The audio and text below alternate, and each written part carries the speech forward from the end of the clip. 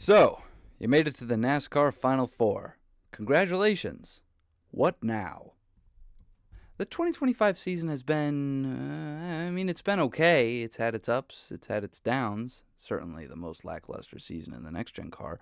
But through it all, through the good and the bad, it's come down to this Phoenix. After a hectic round of 8, the dust has cleared and only 4 competitors remain, and only 3 of them have a hairline. So today, I'm going to be taking a look at those competitors and see if I can't figure out who will be crowned champion at race's end. First up is Mr. I'm Better Than Max Verstappen Larson. The 2021 champion rolled into the first next-gen race at Phoenix as the last driver to have won at the track. He started the weekend strong by qualifying 7th, a qualifying run that would translate into a DNF in 34th. Great. Thankfully, he was able to turn things around in the fall with a 9th place finish. Spring of 2023 saw him finish 4th after leading a race-high 201 laps and winning Stage 2.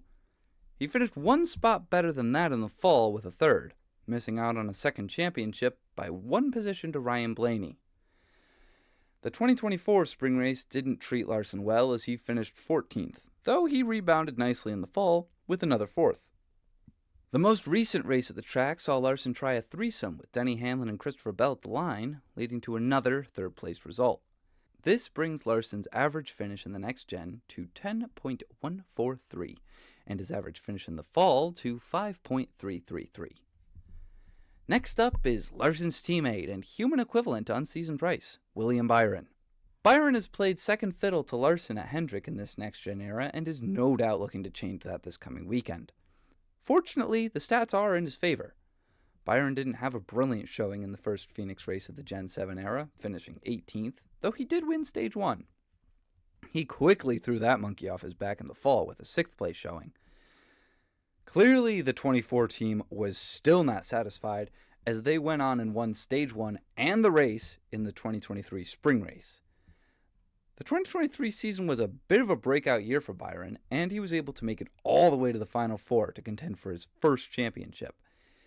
In this first championship bid, he brought the car home an impressive yet disappointing 4th after winning Stage 1, leaving him 3rd in the standings, once more behind Larson and that year's champion, Ryan Blaney. He followed this up with more disappointment, as he would wind up 18th in the 2024 spring race despite running top 10 most of the day. The 24 team picked things back up in the championship finale as they once more qualified for the Final Four, and this time finished the race with a podium in 3rd, though he was cucked most of the race by the Penske power couple of Blaney and Logano, who dominated the second half of the race. A 6th place finish earlier this year leaves his average finish at the track in this car at a very impressive 8th place, and his average finish in the spring race is 1 position better than Larson's with a 4.333. Certainly a strong threat for the title. Denny Hamlin is next on the list, and I thought that NASCAR's most controversial driver had much better stats here than in reality. The 2022 spring race saw the 11 finish 13th. He backed this up with an 8th in the fall, though he wasn't in contention for the title thanks to some black magic. When the series returned to the track in 2023, Hamlin looked to be running well, but a bad strategy call caused him to lose 18 positions in 2 laps of overtime. He performed much better in the fall, matching the previous year with another 8th. 2024 saw a new body rolled out for the Toyotas and the Fords in response to Chevy's absolute dominance the past 2 years. Unfortunately, Hamlin didn't seem to get the memo and finished both 2024 Phoenix races in 11th. Just when you, me, and about everybody else in the NASCAR community might have thought that Hamlin was losing his touch, 2025 comes along and breathes new life into his career.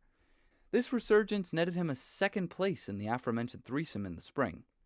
The 11 teams' average Phoenix finish in the next gen is a 10.857, and his average fall finish is a disappointing 9th place. 11 against the world, more like 11 against the odds. From JGR's oldest driver to JGR's newest driver, Chase Briscoe has had the perfect first season with Joe Gibbs Racing. 3 wins, 1 of them being a Southern 500, he has solidified Ty Gibbs' position as the Castle's clown. Chase has had a lot of ups and downs in his career, and I think his results at this track perfectly display that.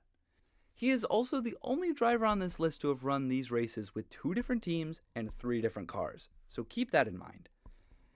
The first next-gen race at Phoenix went nearly perfectly for Briscoe, as he ran up front all day and won the race. When the team returned in the fall, they brought the car home 4th.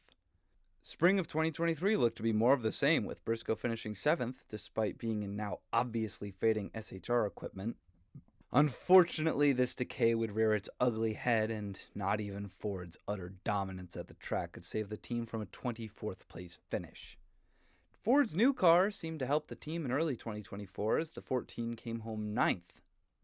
Though at the end of the year, SHR was running its last race, and any competitiveness that their cars had left was used up by Briscoe at Darlington, leading to a terrible 29th place finish in the season finale. Thankfully, Chase was picked up by Joe Gibbs, and in his first Phoenix race with the team, he crashed out on lap 99, leading to a 35th place finish in a DNF. Briscoe's average finish is heavily impacted by the decline of Ford and SHR, so keep that in mind as I read these stats. He has an average finish of 15.571 overall and a 19th average finish in the fall. These stats are frankly atrocious. But the 19 team really started coming alive in the second half of the year after the spring race, though they have still shown weakness at these short flat tracks. Chase definitely has the most to overcome coming into Phoenix, despite already having a win at the track. So, who do I think will win the 2025 NASCAR Cup Series Championship? Well, according to the numbers, Byron would be your champion, followed by Larson, then Hamlin and Briscoe in that order. But seeing as how Hamlin and Larson seem to have an asphyxiation fetish with how much they choke when it counts, I wouldn't be surprised if it comes down to the Battle of the Bees. Byron versus Briscoe, Gibbs versus Hendrick, Toyota versus Chevrolet in one, maybe final, duel to the death beneath the blistering ball of plasma in the Valley of the Sun. And when the dust clears on that desert evening, the raging sun will paint the sky orange for our victor, our champion, William Byron. But probably not. This sport doesn't really like it when I predict things, so there you have it. My thoughts on what the final leaderboard will look like, but I would love to hear what you think. There are 16 different possibilities after all. One of you has to have the answer.